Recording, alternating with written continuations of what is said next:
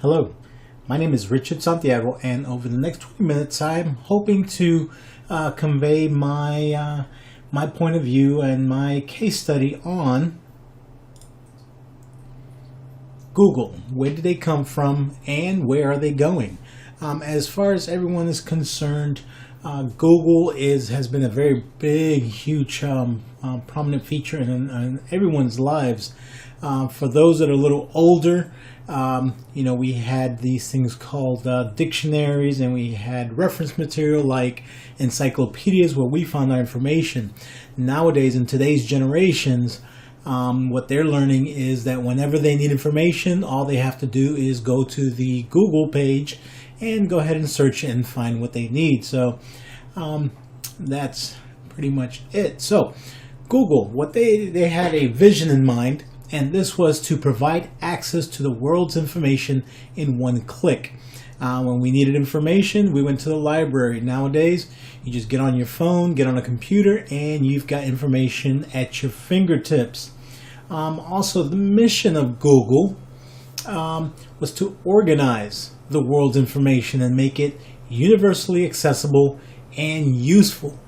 So anything can be accessible, but can it be useful? Well, the great thing about these search engines are nowadays that if you type in a certain verbiage, what's going to end up happening is they will bring up some kind of search that is relatable. So that's what Google did, and I think they're doing a pretty good job at it. And some of the brief history on Google itself. Back in 1996, these two gentlemen by the name of Larry Page and Sergey Brin, basically they were already experimenting with algorithms and search engines, and their first search engine that they created was called the Backrub. And this Backrub was basically derived from what the actual algorithm or the program was actually doing. And it would analyze the links of the certain web pages, and it would relate them to the actual search you were making. Of course, it was a little primitive back then, but basically that's where the concept came from. But it was called Backrub. In '97, Sean Anderson, which was one of their office mates, they were suggesting and they were throwing out words, and they came up with what's called the Googleplex. Okay, Google. Meaning that is a version of a large number, and so they said, "Hey, how about Googleplex?" And then Larry, the actual founder, along with Sergey, Larry came in and responded with, "Hey, let's just call it Google," and it stuck, which was great. But the funny thing about this is that, due to a misspelling of the Googol, when they were actually doing the search and going to be planning on registering this, pretty much this name, it came up and they searched it, and they searched it as Google,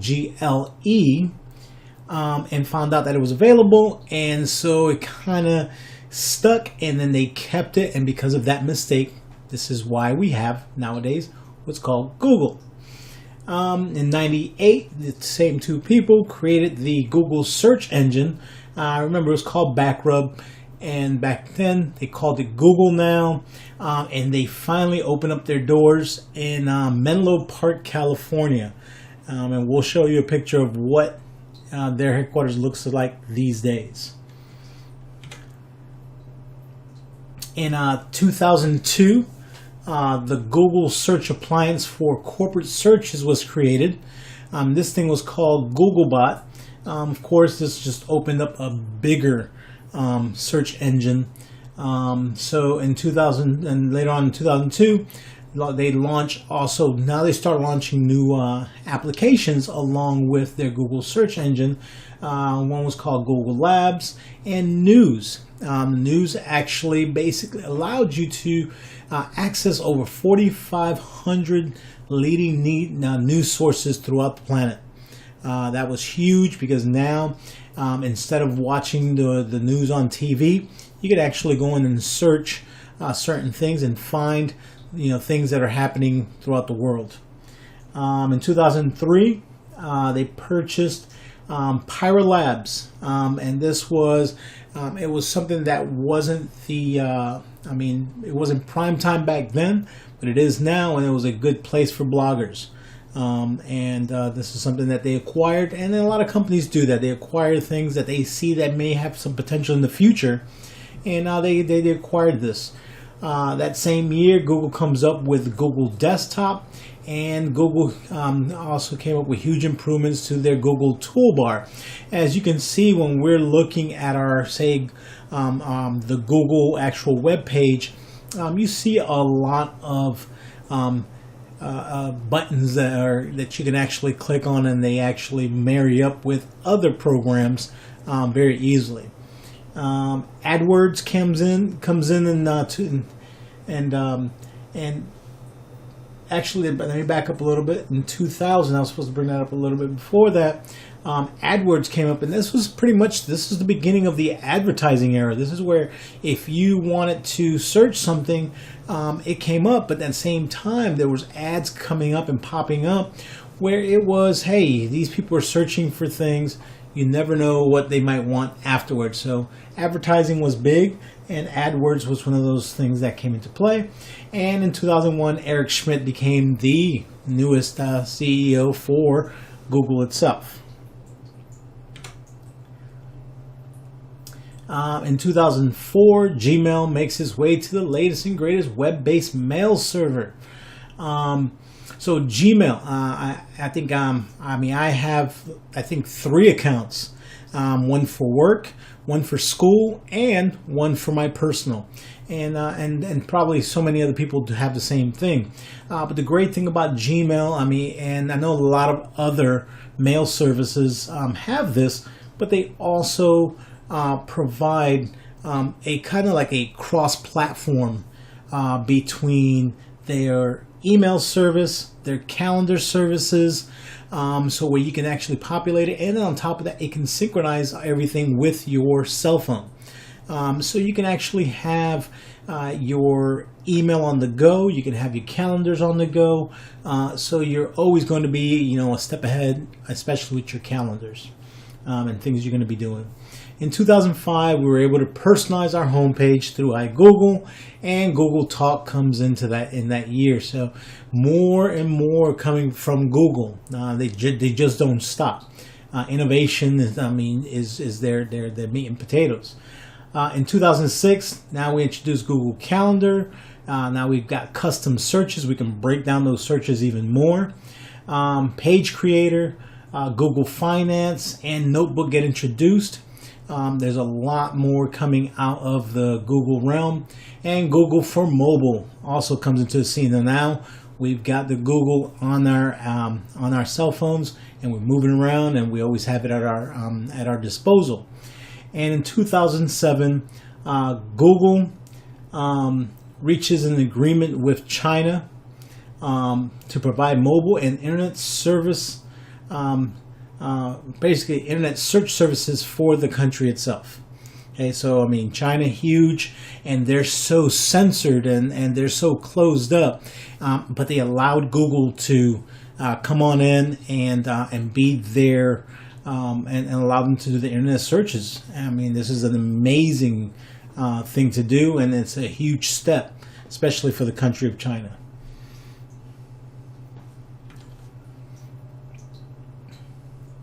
And some of the current products that they have, it says, ever since Google was introduced to us, many new innovations have been developed due to the amazing team Google put together. Now, they put teams from different places. They're very innovative. They're young. They're old. They're not so old. Whoever they are, as long as they come with ideas, Google loves to hire these folks. Google has over 200 different products in their active inventory at the moment. Just as you can open up your web browser, you go to your Gmail account, and the top right portion of your Gmail account, you'll see a bunch of bricks on the right hand side top of the screen. If you click on that, you're going to open up the majority of the apps that you do have at your disposal. Right there, there's 20 apps that are usually displayed by default. 20. But they have over 200 different products in inventory that are actually out there. That's different things that can do many things for you. They have Google Chrome, of course. They got the operating system that is not, of course, you can't compare them completely yet to Windows or Mac, but they're gaining a lot of speed. Also, of course, you've got the leading browser right now. Safari, they're popular with, of course, Mac. You can platform it over to a Windows environment, but at the same time, not many people are doing that. On my personal computer, I do have Safari. I do have Windows Edge because I have Windows 10 now, but for the most part, I have Google Chrome. And that is my browser and my favorite browser. And of course, now as the new generations come around, they are now really focusing on Google Chrome. So that's why it's becoming a lot more popular. They also have their version of Microsoft Office named Google Docs. Works the same exact way, and it actually, you can save it in Google Docs and then open it up. And of course, you got to change the format into the Microsoft Office. So if I had a Word document or a Google Docs document from Google, I can go into the Microsoft Office suite and actually be able to open it and manipulate it. The browser itself has 20 different apps, like I stated earlier, and then they're in constant use and very popular due to the ease of use. They're very simple to use. And of course, some more of the current products. There's products that we don't even know exist. They're there, but we don't even know they exist. Business use, financial use. There's so many different applications out there that we don't know about. But we also can't forget about our favorites. YouTube. I think my children are trying to watch pretty much every video on YouTube. Of course, Google Maps. I can't live without Google Maps. Every time I'm going somewhere, I'll search it. And the great thing about Google Maps nowadays is that if you search something on your desktop, and you have to be logged into your Google account, but if you log into your into your desktop, and you look at a location, and once you figure out the route and everything's good to go, you can actually one click and send it to your mobile device. That's also synced up with your Google account. And then it just comes to your cell phone. You've got it on the go. You go ahead and leave, and you're good to go. And then, of course, Gmail. Everybody loves that Gmail. And then some of the logos. All right, a little brief history on the logos. Of course, they've gone through a lot of changes throughout the years. But at the same time, the official logo that they do have, it is the same one, and it's always, and all these different logos derive from it. But Ruth Ketter was the one that is the original designer of the Google logo. But over the years, you've noticed that they do use a lot of these different logos in different events or different types of what happened in history or anything that's going on throughout. So you've got, like, say, Martin Luther King's birthday, celebrating some of the like Veterans Day, and even you got the Summer Games that just recently happened in Rio de Janeiro, and then other kinds of logos that you see there. And also, I just wanted to put this in here, the many other logos that people actually have created. There was actually a contest a while back that you would actually, create a Google logo, and if it passed, I guess, a certain test or criteria, whatever it may be, what would happen is they would actually put it on their webpage. and you would actually see your Google design, I guess, for maybe a 24-hour period. Okay. And this is what's called the Googleplex. The Googleplex derives from the word Google and complex. Okay, too easy.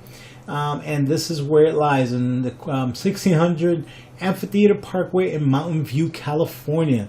Big change from the old location. This is basically Google country here. It's an amazing looking campus, and I would love to go visit it someday.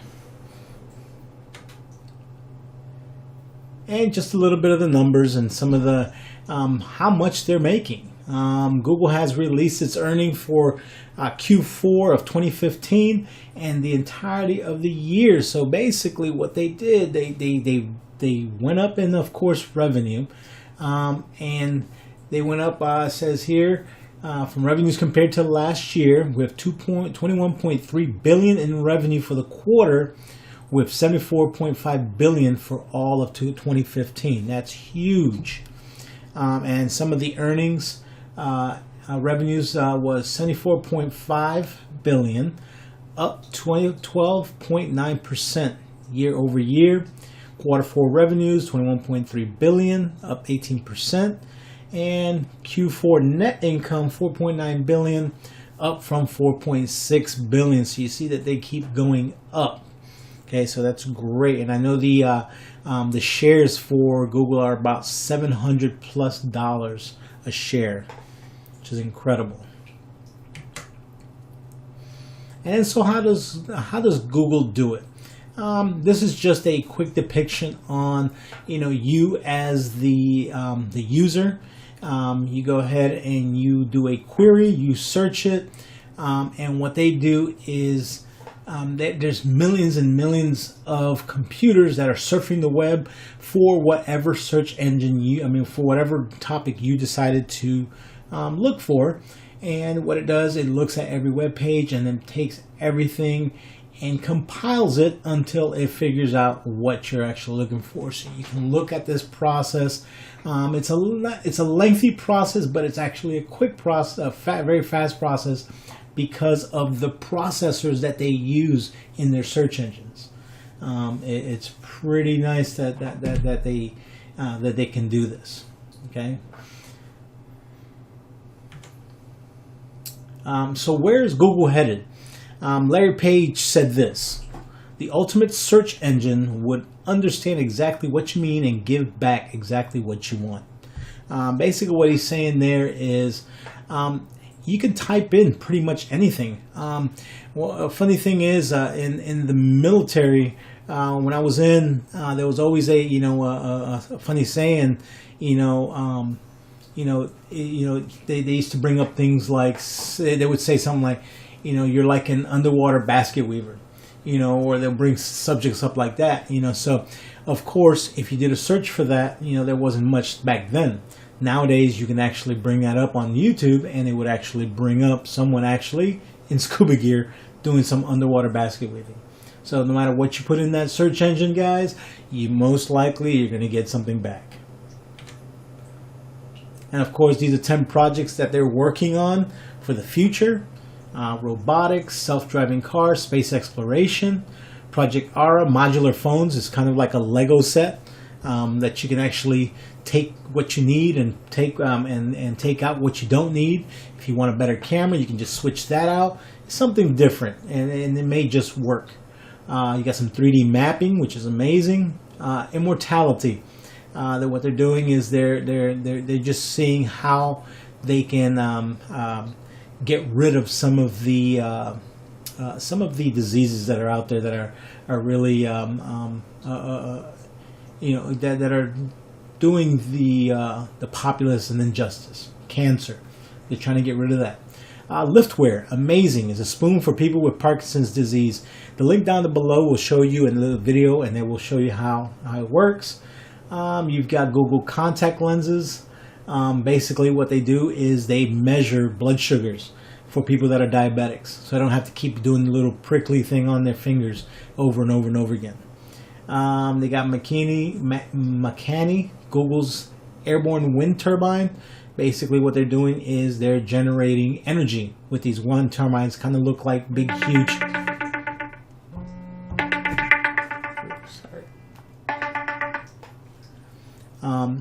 And basically they're providing energy through these big, huge wind turbines that look like kites.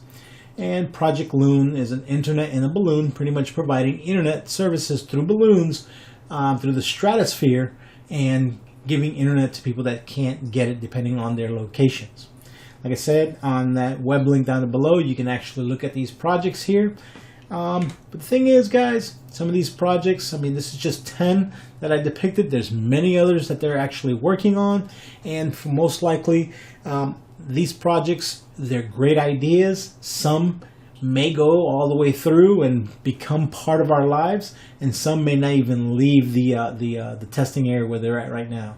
So either way, Google is going to continue doing this. Their research and development teams are amazing, doing a lot of innovation, and they're really good at it. So you'll see a lot, and there's a lot more to come from Google.